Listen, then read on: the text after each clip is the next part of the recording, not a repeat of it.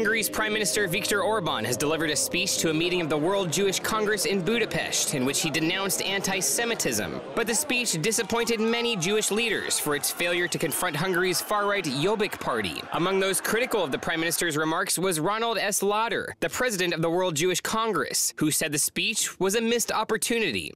The Prime Minister gave a very good speech in general about anti-Semitism has no place anywhere in the world. But the interesting thing is, Jobbik, the political party that got 16.7% in the last vote, was not touched. And I think he missed an opportunity. Now, I understand why. There's elections coming up next year, and he needs perhaps those 16.7% or whatever they have, because it's possible that Fidesz, his party, will go below 50%.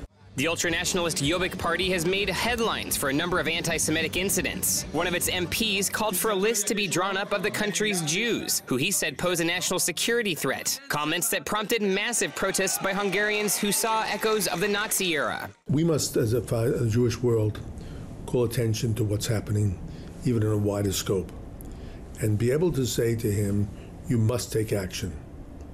And if he decides not to take action, the world should know this, what exactly has happened. And he's allowing an extremist group. This is not a fringe element. When you represent 16.7% of the population, it's not fringe. Now the question is, many of those 16.7% are people who are not necessarily anti-Semites.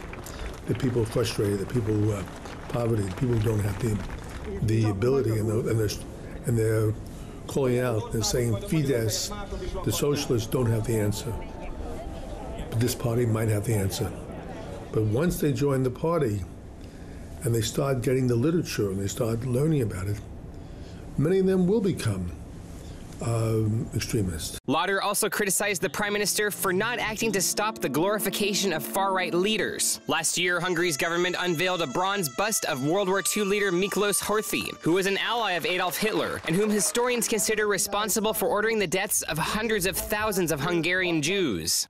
And here is a man who has great popularity, the Prime Minister, who is able to change the Constitution, able to change the judiciary, able to change many things, but won't enact laws to stop the building of statues to Horthy. That's the question.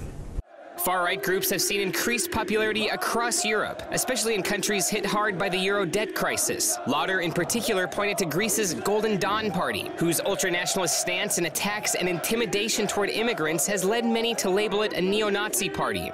We have a study on this, and we looked at 3 countries, Hungary being one, Greece being another. There I was in Thessaloniki a few weeks ago for the observance of the deportation of the Jews from Thessaloniki anniversary. And there I learned about an organization called Golden Dawn. Golden Dawn is 100% a neo-Nazi organization. Now, interesting enough, 2 days ago, I read in the paper that the mayor of Athens had stopped them. But this is an organization, I believe, even have swastikas. And we've seen the rise of anti-Semitism in Ukraine. And at football games where they're shouting things that are part of Nazi slogans. What does that say? The fact that both Hungary and Greece are also part of the European Union. And I don't hear anything from the European Union.